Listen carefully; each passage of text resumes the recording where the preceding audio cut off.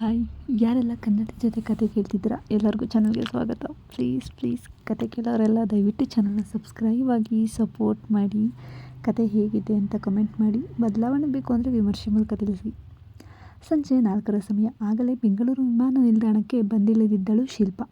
High heel, crop top, jeans, tight jeans ಹಾಕಿ shirt ಕಾಲರ್ಗೆ ತನ್ನ ಸನ್ಗ್ಲಾಸ್ ನೇತಾಕಿಕೊಂಡು ಬರುತ್ತಿದ್ದ ಆ ನಡುಗೆ ಅವಳ ಕಾನ್ಫಿಡೆನ್ಸ್ ಲೆವೆಲನ್ನು ನೋಡುವವರಿಗೆ ತೋರಿಸುತ್ತಿತ್ತು. ಅತಿಲೋಕ ಸುಂದರಿ ಏನಲ್ಲ, ಆದರೆ ನೋಡಿದವರು ಅವಳ ನಡೆಗೆ, ಕಾನ್ಫಿಡೆನ್ಸ್ಗೆ ಹೆಣ್ಣೆಂದರೆ ಯಾವಾಗಲೂ ಗಂಡು ಮಕ್ಕಳಿಗೆ ಡಿಪೆಂಡೆಂಟ್ ಆಗಿರುತ್ತಾರೆ. ಅಲ್ಲದೆ ಒಂದು ಹೆಣ್ಣು ಜೀವನ ಸಂಗಾತಿಯ ಕೈ ಹಿಡಿದು ನಡೆದಾಗಲೇ ಸುಂದರವಾಗಿ ಕಾಣುತ್ತಾಳೆ ಎನ್ನುವ ಮಾತನ್ನು ಬದಲಾಯಿಸುವ ರೀತಿ.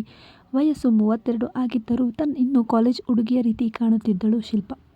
ತನ್ನದೇ ಸ್ಪೆಷಲ್ ಪ್ರಪಂಚ ಬ್ರ್ಯಾಂಡ್ ಸೃಷ್ಟಿಸಿಕೊಂಡ ದೇಶ ವಿದೇಶಗಳಲ್ಲಿ ತನ್ನ ಬ್ರ್ಯಾಂಡ್ ಪರಿಚಯ ಮಾಡಿ ಗೆದ್ದು ಒಬ್ಬ ಯಶಸ್ವಿಯಾಗಿ ಹೊರಹೊಮ್ಮಿದ ಉದ್ಯಮಿಯಾಗಿದ್ದಳು ಶಿಲ್ಪ. ಅವಳ ಕನಸು ಅವಳ ಐಡೆಂಟಿಟಿ ಆಗಿತ್ತು. ಆದರೆ ಅದನ್ನು ಸಾಧಿಸಲು ತನ್ನ ಅತೀವ ಪ್ರೀತಿಯನ್ನು ಧಿಕ್ಕರಿಸಿ ಹೋಗಿದ್ದಳು. ಅವಳ ನಂಬಿಕೆ, ತನ್ನ ಹಿಂದೆ ಸಾಗರ್ ಯಾವಾಗಲೂ ಸುತ್ತುತ್ತಾನೆ, ಅವನು ನನಗಾಗಿ ಕಾಯುತ್ತಾನೆ. ಅವಳ ನಂಬಿಕೆ ಮೊದಮೊದಲು ನಿಜವಾಗಿತ್ತು. ಆದರೆ ಸಾಗರ್ ಅವಳಿಗಾಗಿ ಕಾಯುತ್ತಾ ಕೂತಾಗ, ಆದರೆ ಯಶಸ್ಸಿನ ಬಾಲ ಹಿಡಿದು ಹೊರಟಿದ್ದ ಶಿಲ್ಪ ಯಾವಾಗ ಸಾಗರ್ ಪ್ರೀತಿಯನ್ನು ಕನಕಸವಾಗಿ ಕಂಡಳೋ, ಸಾಗರ್ನ ಮನಸ್ಸು ಒಡೆದು ಹೋಗಿತ್ತು.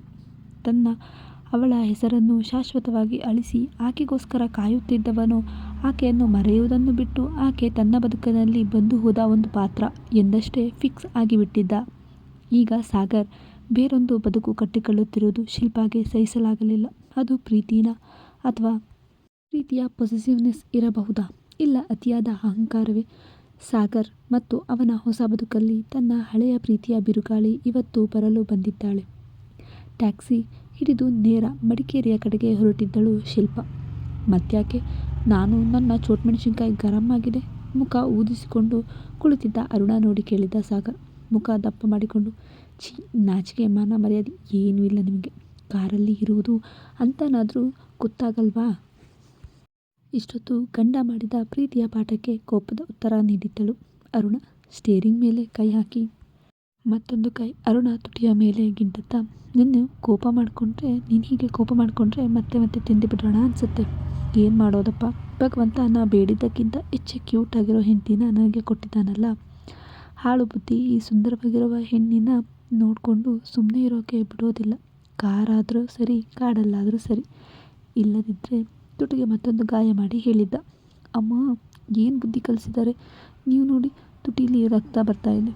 ಭಾರತಿ ಅಮ್ಮಂಗೆ ನಿಮ್ಮ ಬಗ್ಗೆ ಕಂಪ್ಲೇಂಟ್ ಹೇಳಬೇಕು.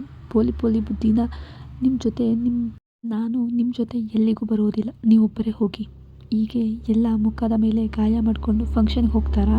ನನ್ನ ಇಲ್ಲೇ ಇಳಿಸಿ. ಮುಖ ಮತ್ತಷ್ಟು ಊದಿಸಿಕೊಂಡು ಹೇಳಿದ್ದಳು. ನೀನು ಹೀಗೆ ಮುಖ ಊದಿಸಿಕೊಂಡು ಕೂತ್ರೆ ನನಗೆ ಮತ್ತೊಮ್ಮೆ ಮೂಡ್ ಬರುತ್ತೆ. ನೋಡು ಕೆಣಕುವಂತೆ ಹೇಳಿದ್ದ. ನೀವು ತುಂಬ ಬ್ಯಾಡ್ ಬಾಯ್, ಏನು ಬೇಕಾದರೂ ಮಾತಾಡ್ತೀರಾ. ನಾನು ನಿಮ್ಮ ಜೊತೆ ಮಾತಾಡಲ್ಲ. ಕಿಟಕಿಯಿಂದ ಆಚೆ ಮುಖ ಮಾಡಿ ಕುಳಿತಳು ಅರುಣ. ಹೆಂಡತಿಯ ಹಾವಭಾವವೇ ಸಾಗರ್ನನ್ನು ಕಾಡುವುದು. ಆಕೆಯನ್ನು ನೋಡುತ್ತಾ ನಕ್ಕು ದಾರಿ ಸಾಗಿಸಿದ್ದ. ದೇವರಿಗೆ ದೀಪ ಹಚ್ಚಿ ಬಂದಿದ್ದ ಭಾರತಿ ತಮ್ಮ ಬೀಗರ ಬಳಿ ಮಾತನಾಡಿದರು.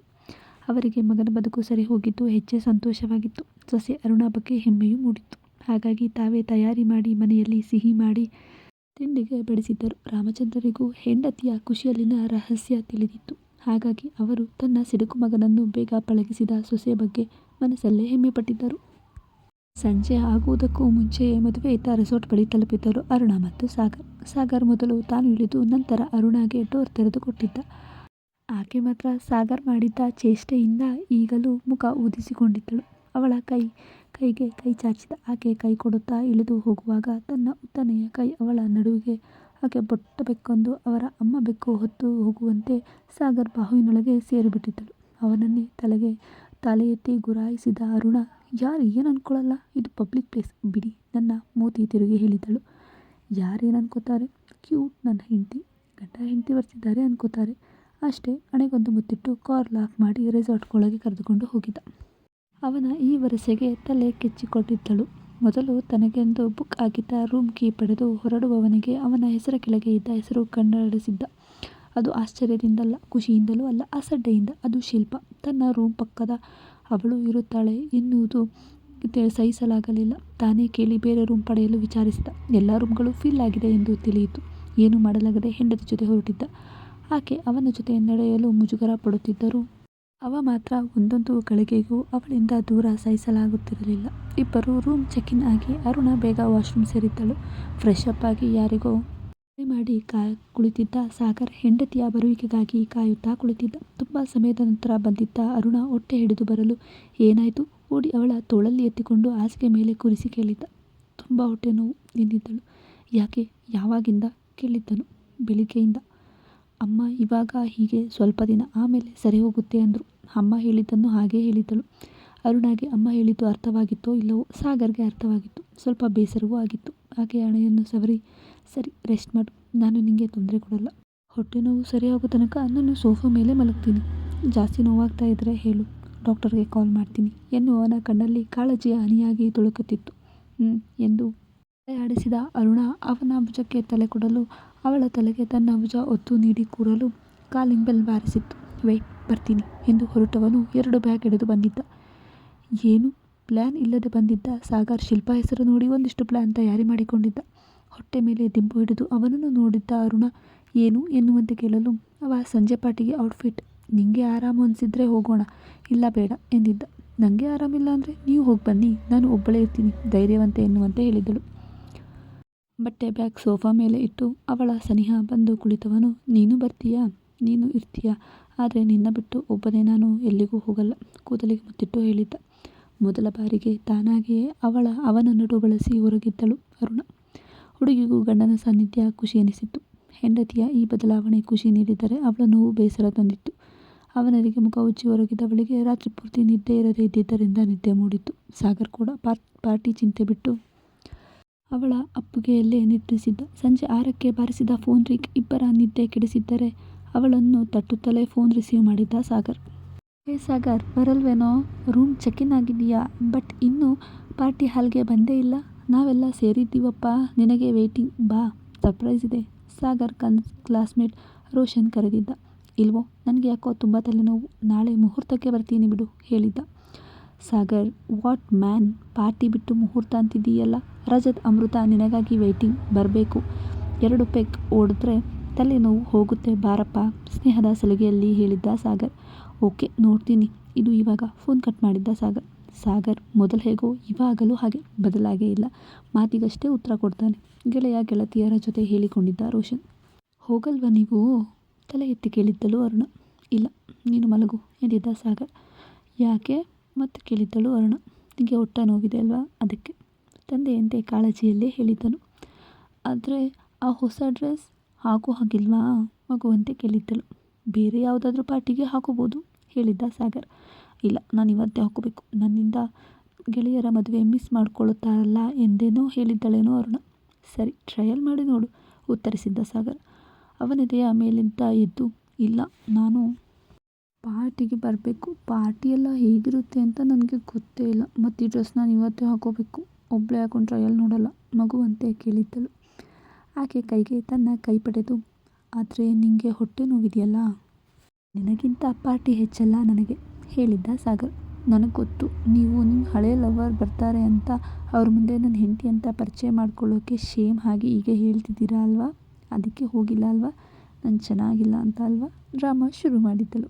ಆದರೆ ಅವಳ ಮಾತು ಸಾಗರ್ಗೆ ಬೇಸರ ತಂದಿತು.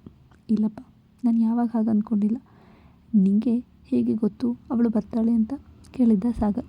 ರಿಸೆಪ್ಷನಿಸ್ಟ್ ಹತ್ರ ನೇಮ್ ನೋಡಿದೆ ಬುಕ್ನಲ್ಲಿ ಹೇಳಿದ್ದಳು ಅರುಣ. ಹೆಂಡತಿ ತುಂಬ ಶಾರ್ಪ್ ಅಂತ ಗೊತ್ತಾಗಿತ್ತು. ಹಾಗೇನಿಲ್ಲ, ನನಗೆ ಹೊಟ್ಟೆ ನೋವಿದೆ ಅಲ್ವಾ ಅಂತ ಅಷ್ಟೇ, ಬೇಡ ಅಂತಿದ್ದು. ನೀನು ನನ್ನ ಲೈಫ್ ಆಗಿದ್ದೀಯಾ, ನಿನ್ನ ನಾನು ಹೆಮ್ಮೆಯಿಂದ ಪರಿಚಯ ಮಾಡಿಕೊಡ್ತೀನಿ, ಅದಕ್ಕೆ ಯಾರ ಮುಂದೆನೂ ನಾಚಿಕೆ ಪಡೋ ಅವಶ್ಯಕತೆ ಇಲ್ಲ ಹೇಳಿದ್ದ ಸಾಗರ್. ಮತ್ತು ಹೋಗೋಣ, ನಾನು ನೋಡಬೇಕು ಯಾರು ಈ ನನ್ನ ಮುದ್ದಿನ ಗಂಡನನ್ನು ರಿಜೆಕ್ಟ್ ಮಾಡಿದ್ದು ಅಂತ ಕೆನ್ನೆ ಹಿಂಡಿ ಹೇಳಿದ್ದಳು. ಅವಳನ್ನು ತನ್ನ ಮಗುವಂತೆ ತೊಡೆಯ ಮೇಲೆ ಕೂರಿಸಿಕೊಂಡು ಕೇಳಿದ್ದ.